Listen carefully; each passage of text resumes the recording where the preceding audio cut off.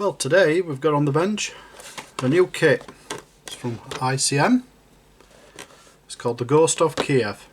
It's made in Ukraine, and as it states here, it's a MiG-29 of the Ukrainian Air Force, 172 scale, model kit number 72140. This kit has just been released. I only got it a couple of days ago. I've had it on order for about a month. So, side of this box, it's got a bit of a detail about what the kit's based on. It states, is it real, is it not, whether it is or not, so believe he died, blah blah blah. Explains here. Also explains this contains a plastic prefabricated model of the MiG-29 aircraft of the Air Force of Ukraine. The model consists of 82 parts that need to be assembled using glue. This kit includes step-by-step instructions, as well as there is 2 digital decals with technical markings and a digital decal of grey pixel for the Ukrainian armed forces. It tells you where it come from, age 14 plus. This is the digital camo. It's a lot of decals if you've got all them to put on. There you go. Again, just explaining model number and that. Then it's got 2 pictures, one from left and right of the aircraft. Again, telling you it's an age 14 kit. That's just that side showing you a picture, and again the model number, and that side is again just a picture telling you what kit it is and a model number. Right, let's open the box. Don't know what I'm getting because it's the first time I've opened it. And the last ICM kit I got, well quite a nice kit really. Just instructions I didn't like, so I'm hoping these are going to be better instructions.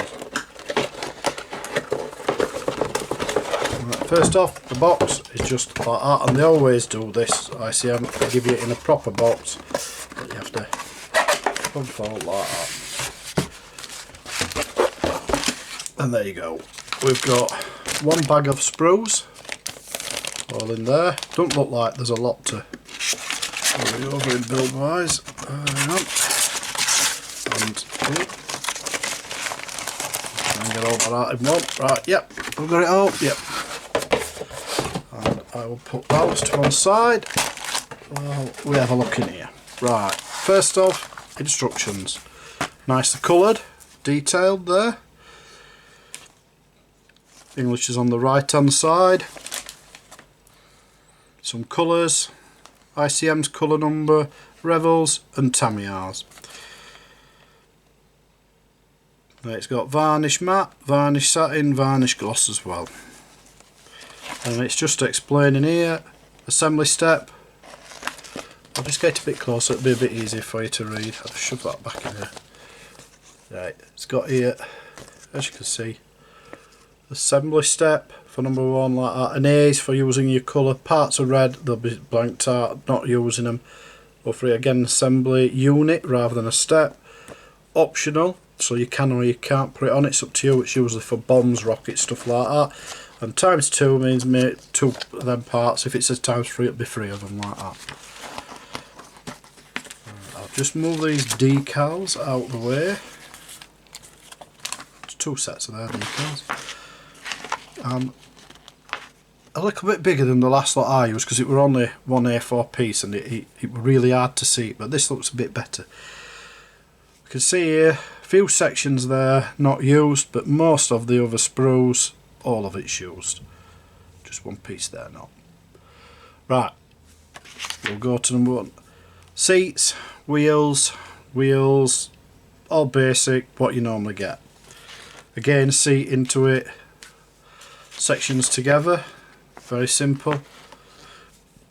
Here's where we start to get a bit complicated to show you. Chucking everything in one go, which is the favourite for ICM, but it's hard to do it. So again, showing you all the bits going in. It's a little bit better than the last one I had, but as you can see, pieces going in, I presume that's underneath, wings in, stuff, engines, missiles, different missiles there, Obviously parts going on again there, presume they're them, but I'd have to check first before I'm 100%. Yeah, number 8, 08, see, and 09 is that one. And then you've got on the bottom here, again, missiles being assembled, different other small parts, wheels, undercarriage, again and again, other tiny bits, more missiles. And on the back, oh, that's a nice, very nice look at pictures. All for you decals where they're going, showing you where they're going, the different ones going on where and how. Along Ukrainian markings. Yeah, simple instructions. Hope that they work out as nice as what they look. We'll move on to the decals. On this side we've got you've got your Ukrainian markings, numbers, MiG-29 goes to Kyiv if you want to put it on a plinth or something so that you can see it. Bring it up a bit closer, make it a bit nicer, there you go. Got other little markings, each cockpit dash, other small markings, circles, Ukrainian markings again, and I presume these are meant to be the Ghost of the Kyiv ones. Decals, feeling, beautiful, beautiful decal. The last lot I had with one and all were good decals. The newer the kit, the better these decals are getting. They're really up the game from what it was 20 years ago, even 10 years ago. They're just way better. Again, can't feel anything, and I'm presuming all of these are wings or tail fin, again sections, and each are marked, and it'll show you where it goes, and they'll all be going on to different areas. So yeah, they do look good. There's nothing, can't even feel the rise on them. Now they might make them really thin and a bit awkward, but I'd rather them be thin and awkward than I would big fat decals that stand up too much. And one bag, not my favourite way of packaging. I don't like everything in one bag, but there's a few manufacturers do it and it does work, just not my favourite. Take the parts out and be careful because some break off in these bags when it's one bag. There's the clear parts, nothing left in the bag, that to one side. And that, I'll bring these out of the way so they don't get damaged. And we'll start with this one. We've got wings, and you can see there's, I wouldn't have said there's any flash on them at all at the minute to where I can see. Look at tiny bits, and it is little tiny bits there. As you can see, look at that. They're no, you just sand them straight off. Sand them, scrape them, makes no difference. Some nice details on here with the rivets. And you've got your seat for the pilot. It has got seat belts already moulded in there, which is nice.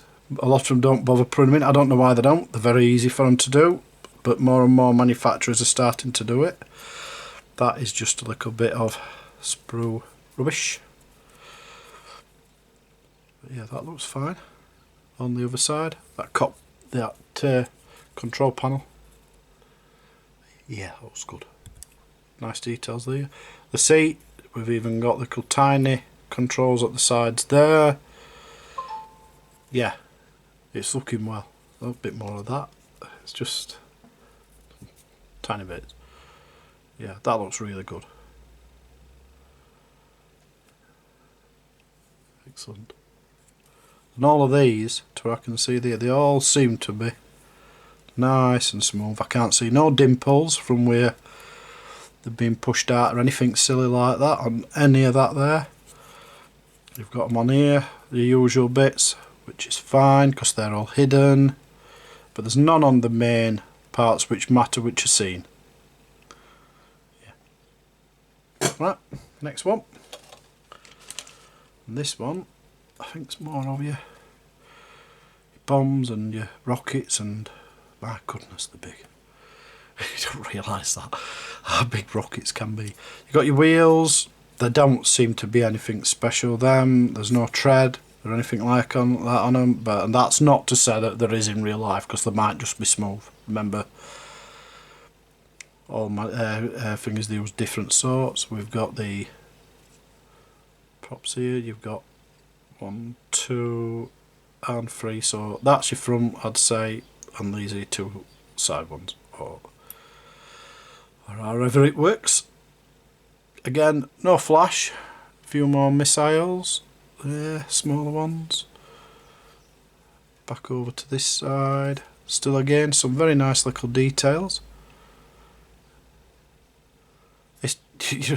It's big. I mean, when you look at this and then you look at a 172 World War II aircraft or anything like that, you start to realise how big modern jets are when you're doing kits in this size.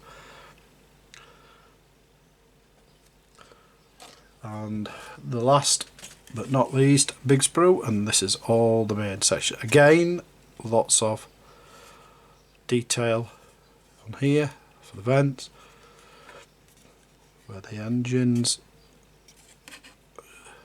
See there, doesn't seem to be much on the inside of that, but I don't know if there should be or not. On the side, obviously this is where you're going to be putting all your undercarriage and that. If it's thingy, it's nicely detailed there, you can see it. You've even got your pipelines coming out, you can see, so you can paint them whatever colour you want in for them.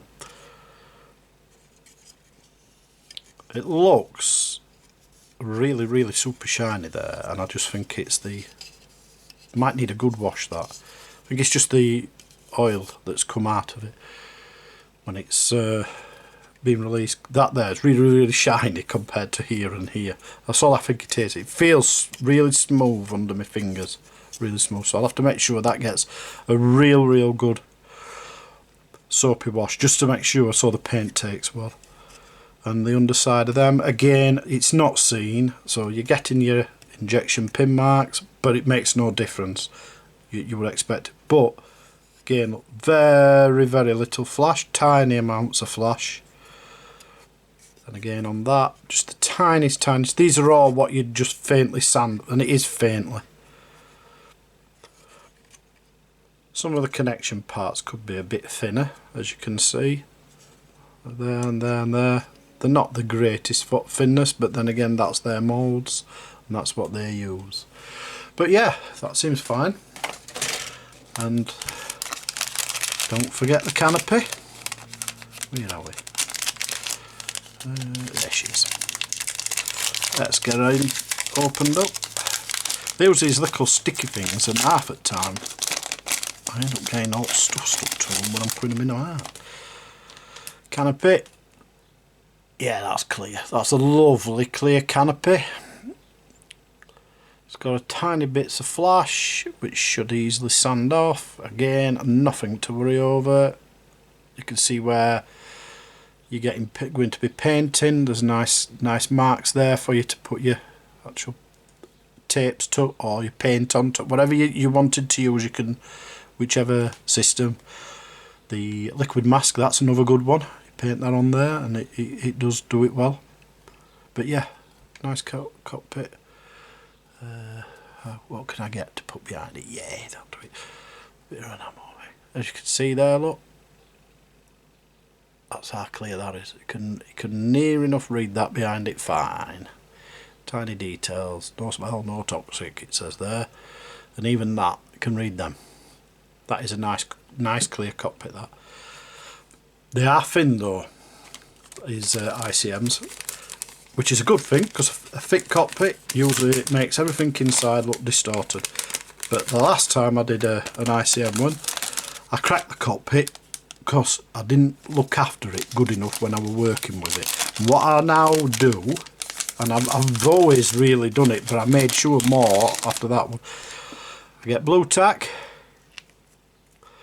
shape it for cockpit, put it in it.